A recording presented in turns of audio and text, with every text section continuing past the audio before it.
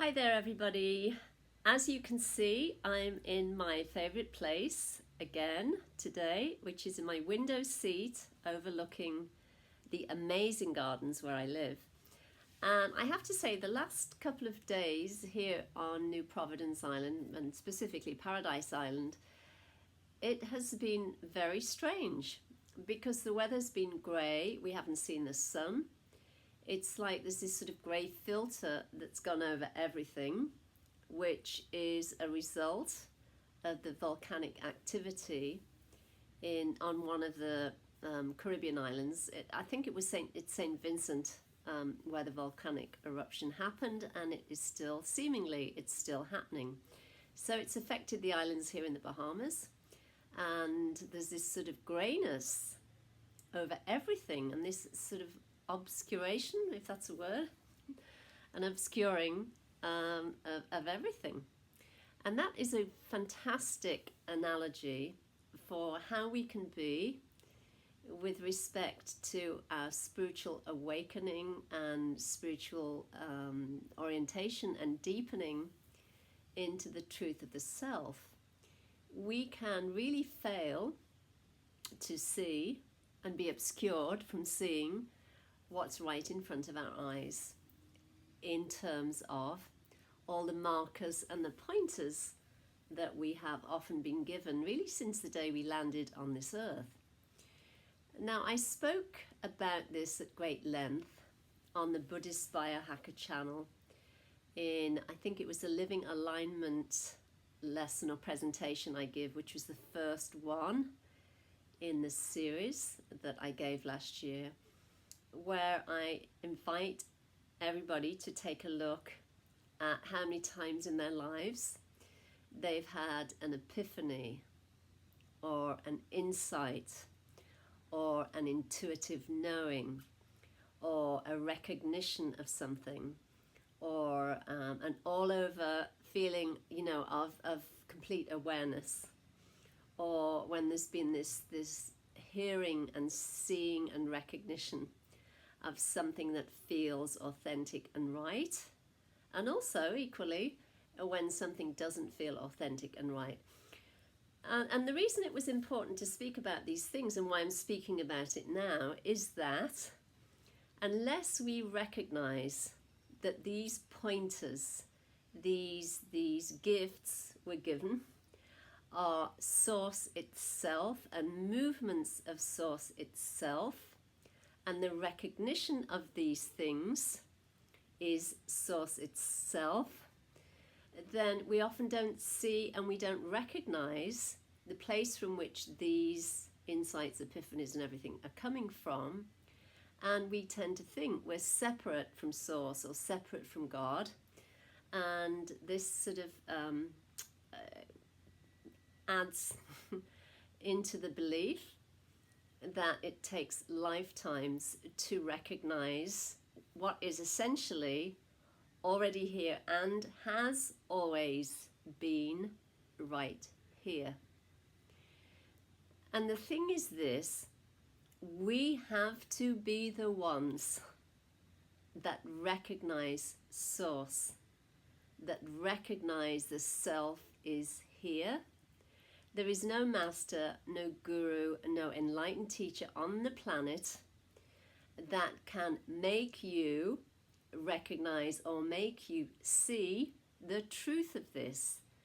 This has to be discovered experientially, and you have to be the one that recognizes this, rather than thinking that you have, all this work to do on purification or, extended periods of meditation or whatever it is around arriving in the place you really have never left.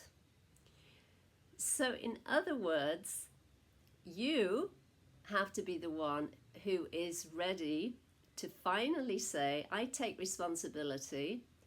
I take responsibility for recognizing what I've been given, for recognizing what is here, and you have to take responsibility with respect to finally saying, I'm ending seeking, and I'm going to pay attention to what is present in my life right now, in whatever shape or form it takes. Because otherwise, we keep buying into the story that who we are is the story and personal identification, and the idea of some enlightened state, is somewhere off in the future, and it's around the corner, or it's when you've taken another retreat, or you've studied more texts on the Yoga Sutras, for example. And again, nothing could be further from the truth. The truth is that Source itself is right here, manifesting as every aspect of your life, and it is manifesting and it is trying to get your attention through intuitions and epiphanies and insights and lucid dreams and meditation experiences and all the signs and symbols and signals that arrive and land in your life and keep showing up to point you back to the truth of who you already are, always have been, and always will be.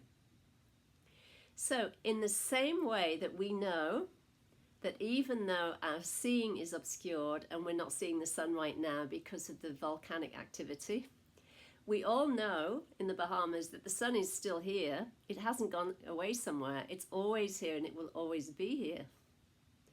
And this is the truth for our lives too. Even when we don't see Source or the self or whatever name you want to give to absolute awareness, it is always here. It is always trying to get your attention, and it will continue to do so until you stop running and searching and looking for something outside of yourself or outside of your life, and just pay attention to what is showing up and to what has kept trying to prove itself to you, to say, Source is here and you are it. It is that simple. So as always, if you would like to ask a question or leave a comment, please feel free to do so below. You can also find me on Instagram at Julie Hoyle Official, and you can find me on the new Ajatakasa app in the Ajatakasa community, where I am hosting an incredible group which is titled Awake Now What? And in that community we're having really in-depth conversations about self-recognition or realization, whatever term you want to give to your true nature. And we're diving into questions around shadow work, the end of seeking, and what that looks like. So that's me done for today. As always, keep shining bright, be well, be joyful, be happy, take it easy, and I look forward to hearing from you and seeing you here soon. Bye.